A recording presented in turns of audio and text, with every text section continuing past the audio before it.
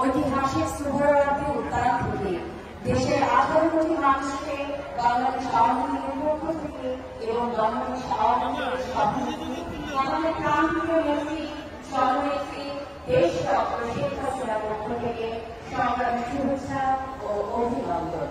এখন প্রদর্শিত হবে বাংলাদেশ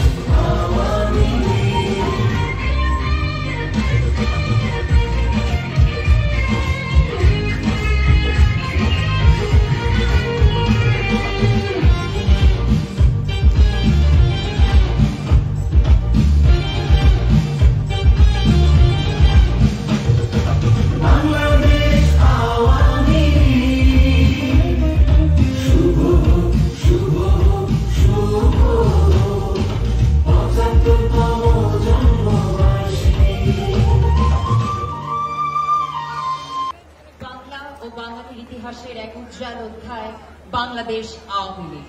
এই দলের সংগ্রামী যুগযাত্রায় প্রতিষ্ঠা পেয়েছে বাংলাদেশ এবং এই দলেরই পরিচালনায় দুর্বার বেগে এগিয়ে যাচ্ছে দেশ।